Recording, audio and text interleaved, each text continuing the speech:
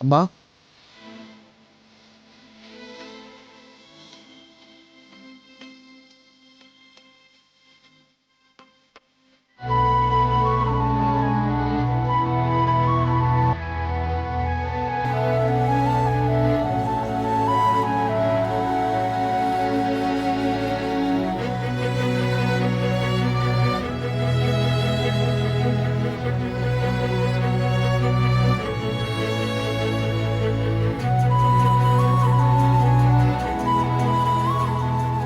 என்ன முத்தையா, என்னைக்கும் இல்லாம இன்னைக்கு வேலனை கூட்டிட்டு வந்திருக்க? எனக்கு வேற வழி தெரியலம்மா. தம்பிக்கு சில உண்மைகளை சொல்ல வேண்டிய கட்டாயம் வந்துருச்சு. அதனாலதான் கூட்டு வர வேண்டியதா போயிடுச்சுமா.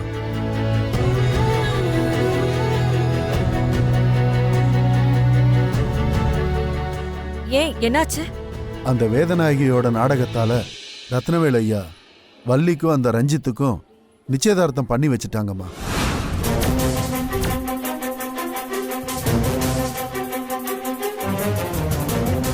என்ன சொல்ற முத்தையா? ரஞ்சித்துக்கும் வள்ளிக்கும் நிச்சயம் நடந்துச்சா? என்ன நடந்துச்சுன்னு தெரியலம்மா. கடைசி நேரத்துல அந்த வேதநாயகி ஏதோ சூழ்ச்சி பண்ணி பொறுக்கி பெயர் ரஞ்சித்தை வள்ளிக்கு மாப்பிள்ளையாக்கிட்டாமா. அப்பா, என்னப்பா நடக்குதுங்க? யார் இவங்க? எதுக்கு இதெல்லாம் இவங்க கிட்ட சொல்லிட்டு இருக்கீங்க? ஐயா குடும்பத்துக்கு இவங்களுக்கு என்ன சம்பந்தம்? சொல்லுங்கப்பா, யாருப்பா இவங்க?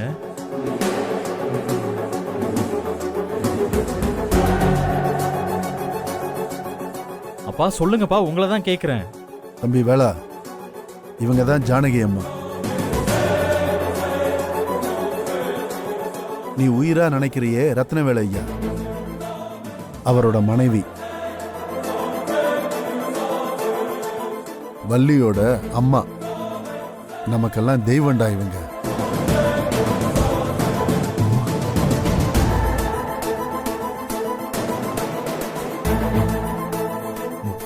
வள்ளி மேடத்தோட அம்மாவா?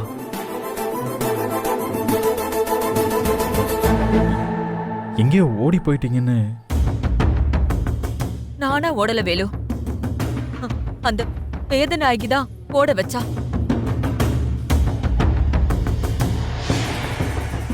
அவளோட பேராசைக்கு தடையா இருந்தேங்கிற ஒரே காரணத்துக்காக என்ன பத்தி இல்லாதது பொல்லாததுமா அவர்கிட்ட சொல்லி நம்ப வச்சு என் மேல அவருக்கு வெறுப்ப உண்டாக்கிட்டா.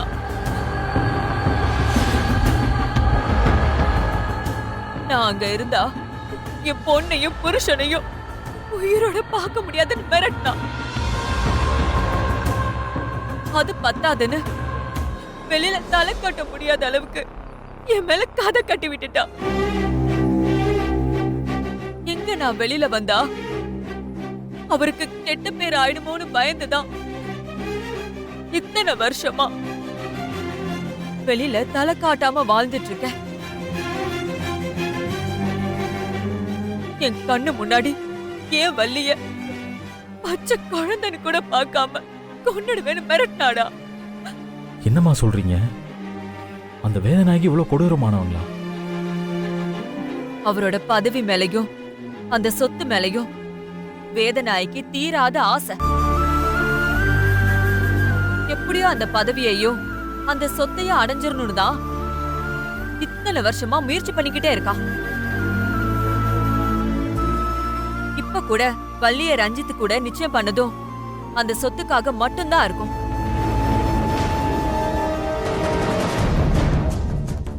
பாரு வேலா, நீ என்ன பண்ணுவியோ ஏது பண்ணுவியோ எனக்கு தெரியாது. வள்ளியோட கழுத்துல நீதான் தாலி கட்டணும்.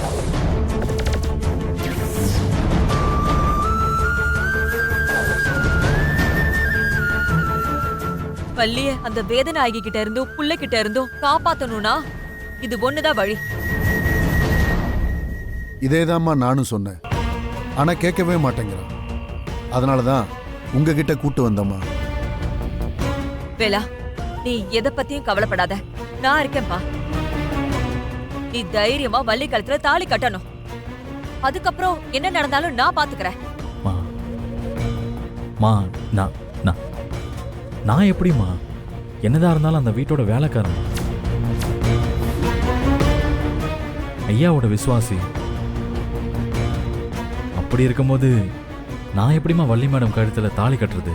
யார் சொன்னது நீ அந்த வீட்டு வேலைக்காரன்னு? நீ தாண்டா அந்த வீட்டோட முதலாளியே.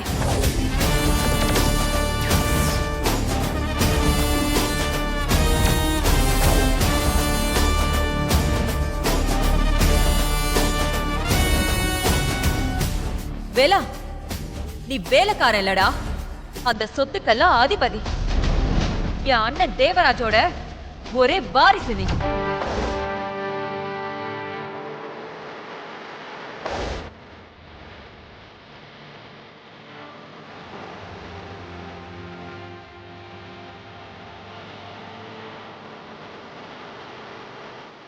ஆமாம்ப்பா வேலு,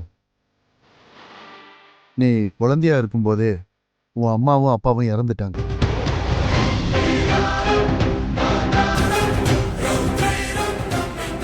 ஜானகி அம்மா தான் அண்ணன் புள்ளைய தாம் புள்ள மாதிரி எடுத்து வளர்த்தாங்க. அதுக்கப்புறம்தான் வள்ளியே பிறந்துச்சு. உங்க 2 பேரையும் வளர்த்து ஆளாக்கி சொந்தம் விட்டு போகாம இருக்கணும்னு நினைச்சாங்க. ஆனா இதுக்கு இடையில அந்த வேதநாயகி புகுந்து எல்லாத்தையும் கெடுத்துட்டாங்க. உன்னை ஒரு பக்கமாவும் வள்ளிய ஒரு பக்கமாவும் இவங்கள ஒரு பக்கமாவும் பிரிச்சு விட்டுட்டாங்க.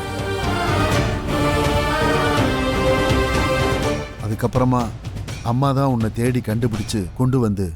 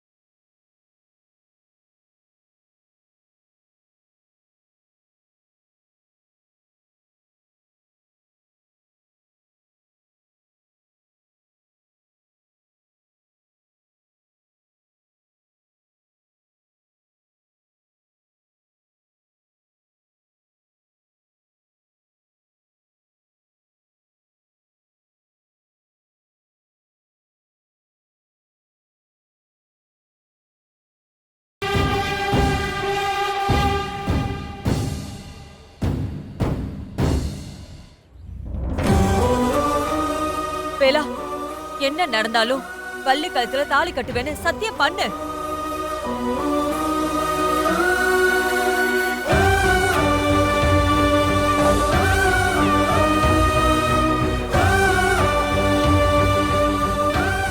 டேய் வேலா, சத்தியம் பண்ணுப்பா.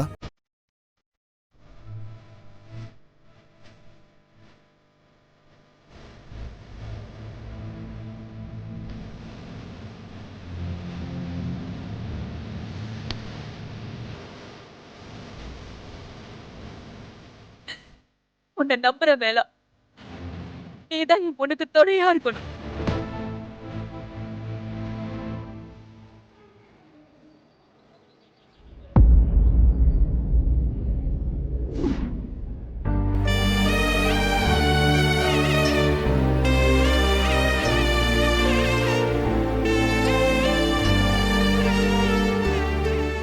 வேலு,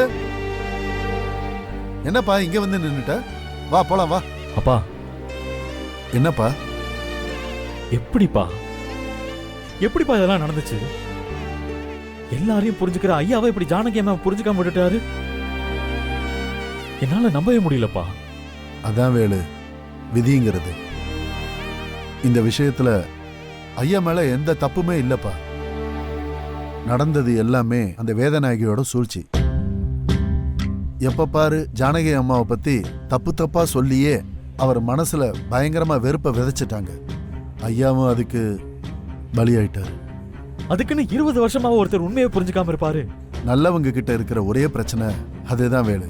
அவங்க மனசுல ஒரு விஷயம் தப்புன்னு பட்டுருச்சுன்னா அதை அவங்களால மாத்திக்கவே முடியாது. அந்த துரோகத்தை அவங்க சாகிற வரைக்கும் மறக்கவும் மாட்டாங்க, மன்னிக்கவும் மாட்டாங்க. அந்த மாதிரி தான் ரத்னவேலு ஐயாவும். ஜானகி அம்மா அவருக்கு செய்யக்கூடாத துரோகத்தை செஞ்சிட்டாங்கன்னு அவர் நம்புறாருப்பா. அவரால் அதை மறக்கவும் முடியல, மன்னிக்கவும் முடியல. பத்தாததுக்கு அந்த வேதநாயகி வேற கூடவே இருந்து ஐயாவும் அம்மாவும் சேரவே விடாமல் பார்த்துக்கிட்டாங்க. இப்போ வள்ளியோட கழுத்தில் ரஞ்சித் தாலி கட்டினா காலத்துக்கும் ஐயா, அம்மா, வள்ளி இவங்க 3 பேர் ஒன்று சேரவே முடியாது வேலை. எனக்கு வர ஆத்திரத்துக்கு இப்ப அந்த வேதனைக்கு அம்மாவை உண்டிலன் பண்ணணும் போல இருக்குப்பா. ஐயோ, நல்லா இருந்த குடும்பத்தை இப்படி சிதைச்சு விட்டுருக்காங்க. அவங்களெல்லாம் சும்மாவே விடக்கூடாதுப்பா. எப்பா வேலை வேலை வேலை எப்பா, அவசரப்படாதப்பா. கோவம் நம்ம புத்தியை மழுங்கடிச்சிரும்பா. இந்த பாரு, இப்போதைக்கு இந்த விஷயம் உனக்கு தெரிஞ்ச மாதிரி யார்கிட்டையுமே நீ காட்டிக்காத, சரியா? குறிப்பா ஐயாவுக்கும் வேதநாயகி அம்மாவுக்கும் உனக்கு உண்மை தெரியுங்கிற விஷயம் தெரியவே கூடாது. நீ எப்பவும் போல அங்கே போ. எப்பவும் எப்படி நடந்துக்குவியோ அதே மாதிரி நடந்துக்கு. என்ன புரியுதா? சொல்லுவேளா? ஆ, நான் என்னைக்குமே ஐயாவுக்கு விசுவாசிதான்ப்பா. சரி வா, வீட்டுக்கு போகலாம். என்ன வேலு, போலாம் வா. ஏன்பா, அப்ப நான் உங்க உள்ள இல்லையாப்பா? எப்பா வேலு, நீ என்னைக்குமே எங்க பிள்ளைதான்டா. ஜானகி அம்மா உன்னை என்கிட்ட ஒப்படைச்ச அந்த நாள்ல இருந்து இப்ப வரைக்கும் நானும் சரி, பேச்சியும் சரி, எங்க சொந்த ரத்தமா தான் உன்னை நினைச்சுக்கிட்டு இருக்கோம். இன்னொரு தடவை இப்படியெல்லாம் யோசிக்காதடா. இந்த உண்மை வேணிக்கும் ஆனந்துக்கும் தெரியுமாப்பா? ஜானகி அம்மா, பேச்சி, நானு, இப்ப நீ, நம்ம 4 பேரை தவிர வேற யாருக்குமே இந்த உண்மை தெரியாது. நீ எங்க கிட்ட வரும்போது வேணிக்கு என்ன 2 வயசோ 3 வயசோ தான் இருக்கும். அதனால நம்ம வேணியும் உன்னை சொந்த தம்பியா தான் நினைச்சுக்கிட்டு இருக்கிறா. அப்பா, எனக்கு ஒரு சத்தியம் பண்ணுவீங்களாப்பா? என்னப்பா சொல்லு. கடைசி வரைக்கும் நான் உங்க பிள்ளைய தான் பார்ப்பேன். அதுல என்னப்பா சந்தேகம்? என்னை எப்பவும் பிரிச்சு பார்க்க கூடாதுப்பா. வேணிக்கு ஆனந்திக்கு இந்த உண்மை தெரிஞ்சிடவே கூடாது. கடைசி வரைக்கும் நான் அவங்க கூடவே பிறந்தவனா தான் பார்க்கணும். அதனால இந்த உண்மையை அவங்க கிட்ட சொல்ல மாட்டேன்னு சத்தியம் பண்ணுங்க. இல்ல வேலு, காலம் வரும்போது இந்த உண்மையை எல்லார்கிட்டையும் சொல்லிதானப்பா ஆகணும். ஏன்பா, நீ ராஜா மாதிரி வாழ வேண்டியவான்பா. எங்க கூடவே இருந்து எதுக்கு கஷ்டப்படணும்? இத்தனை வருஷம்தான் எங்க கூடவே இருந்து கஷ்டத்தோடயே வாழ்ந்துட்ட. இனிமேலாவது நீ சந்தோஷமா ராஜா வாழ்க்கை வாழணும்பா. எப்பா, இதுதான்ப்பா என்னோட ஆசை. எனக்கு வேற எந்த வாழ்க்கையும் வேணாம்ப்பா. கடைசி வரைக்கும் நான் உங்க கூட தான் இருப்பேன். உங்க பிள்ளையா தான் இருப்பேன். வேணிக்கு தம்பியாவும் ஆனந்திக்கு அண்ணனாவும் இருப்பேன். இந்த உண்மையை அவங்க கிட்ட சொல்ல மாட்டேன்னு சத்தியம் பண்ணுங்கப்பா. சத்தியம் பண்ணுங்கப்பா.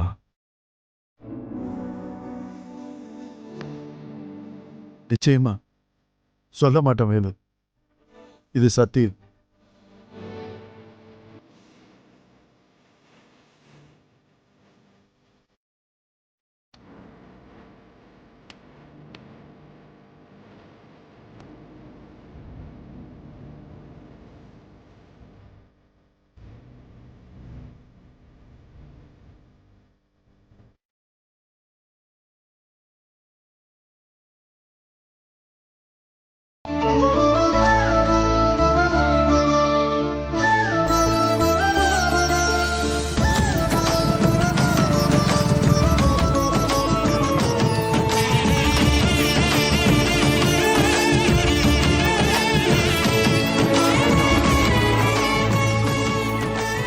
ஏங்க வேலைமை எங்க கூப்பிட்டு போயிட்டு வாருங்க?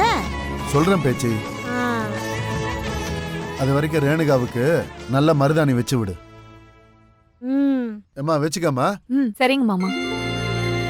எப்பா வேலு,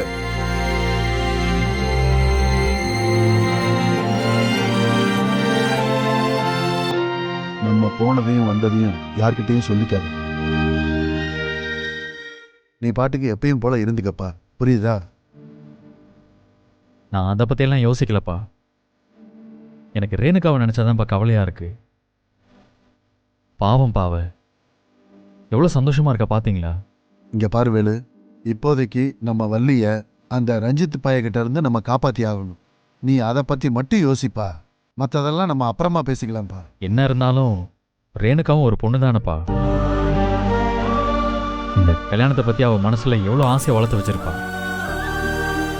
எப்படிப்பா அதெல்லாம் உடைக்க முடியும்? அது மட்டும் இல்லைப்பா, இன்னொரு பக்கம் ஆனந்தியோட வாழ்க்கை இதில் சம்மந்தப்பட்டிருக்கு. இந்த கல்யாணம் நடக்காமல் போனால் அவளுக்கு தானே கஷ்டம். அதை நினச்சாதான் கொஞ்சம் கவலையாக இருக்கு. என்ன பண்ணுறதுனே தெரியல. வேற வழி இல்ல வேலு, நீ இதை செஞ்சுதான் ஆகணும். வள்ளியம்மாவை காப்பாற்ற வேண்டியது நம்ம அந்த குடும்பத்துக்கு செய்ய வேண்டிய கடமைடா. அதனால நீ இதை செஞ்சுதான் ஆகணும். அண்ணே, இது வரைக்கும் அப்பா நைட்டு குடிச்சிட்டு பேசினத காலையில பேசி நான் கேட்டதே இல்லைண்ணே. முறையா போதையில பேசினத காலையில பேசி கேக்குறேன். அப்படின்னா எந்த அளவுக்கு வள்ளியை காப்பாத்தணும்னு அப்பாக்கு அக்கறை இருக்குன்னு பாத்துக்கொன்ன. அப்பாக்கே இப்படி இருக்கும்போது உனக்கெல்லாம் எந்த அளவுக்கு இருக்கணும்? இங்க பாரு வேலு, யோசிச்சுக்கிட்டே இருந்து எதுவும் ஆக போறதில்ல. அடுத்து என்ன பண்ணலாங்கிறத முடிவெடு. நம்ம வள்ளியை எப்படி காப்பாத்தலாங்கிறத மட்டும் யோசி. உனக்கு என்ன சப்போர்ட் தேவைப்பட்டாலும் இந்த அப்பா தயாரா இருக்க. போய் அதுக்கான வேலையை பாரு. பாத்தியாண்ணே, இதுக்காக அப்பாவே எந்த சப்போர்ட்னாலும் பண்றேன்னு சொல்றாரு. இதுக்கு மேல வேற என்ன வேணும் சொல்லு? இதுக்கப்புறம் யோசிக்காதண்ணே, வள்ளிய கல்யாணம் பண்ணிக்கோண்ணே. உன் லைஃப் நல்லா இருக்கும்.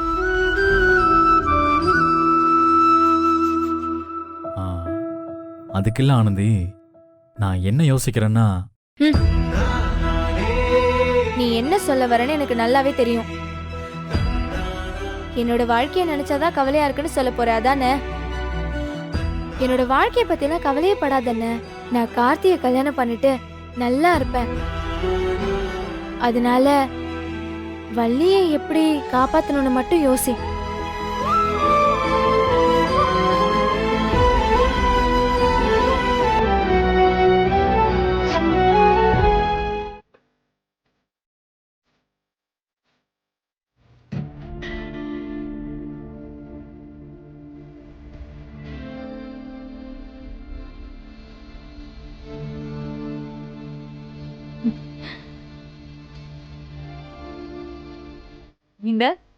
நீங்க தப்பிச்சிட்டீங்க.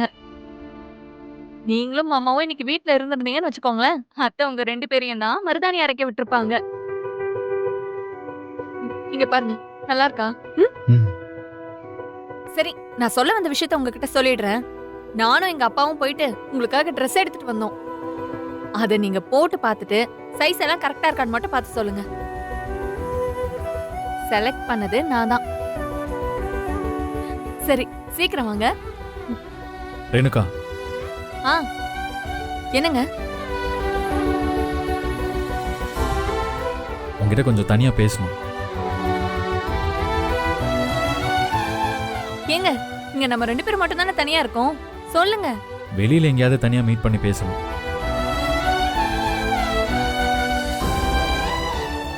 வெளியில எங்கேயாவது தனியா மீட் பண்ணணுமா? அப்படி என்ன சீக்ரெட் அது? சீக்ரெட்லாம் இல்ல, உங்ககிட்ட மனசை விட்டு கொஞ்சம் பேசணும்.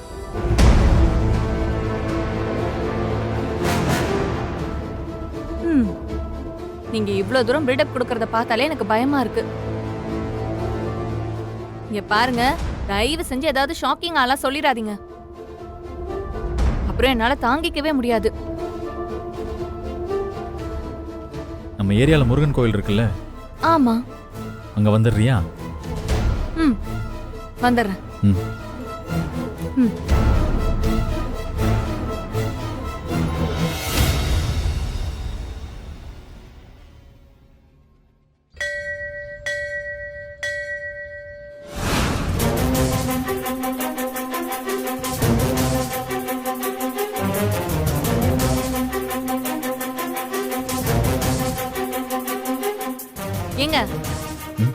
வர சொல்லிட்டு இப்படி அமைதியாவே இருந்தா என்னங்க அர்த்தம்?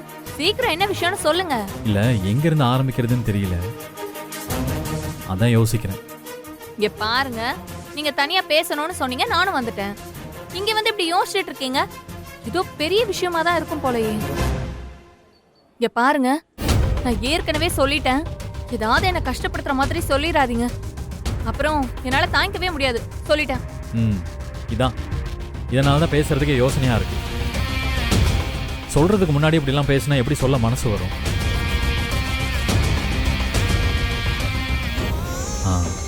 பாரு எனக்கா, வாழ்க்கையில் எப்பவுமே நம்ம நினச்சதெல்லாம் நடக்கிறது கிடையாது. சில நேரங்களில் சில விஷயங்கள் எதிர்பாராமல் நடக்கும்.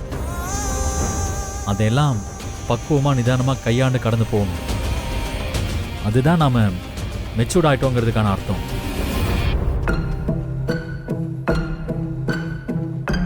எனக்கே இப்போ என்னை சுற்றி என்ன நடக்குதுன்னே தெரியல. ஒரே நாளில் வாழ்க்கையில் எதிர்பார்க்காத பல விஷயங்கள் நடந்துருச்சு.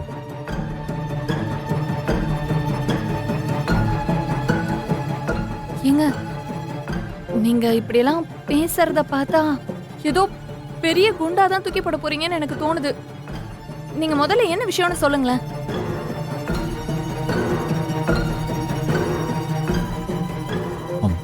வள்ளி மேடத்துக்கும் ரஞ்சித்துக்கும் நடக்க இருக்கிற கல்யாணத்தை எப்படியாவது நிறுத்தணும். கல்யாணத்தை நிறுத்தி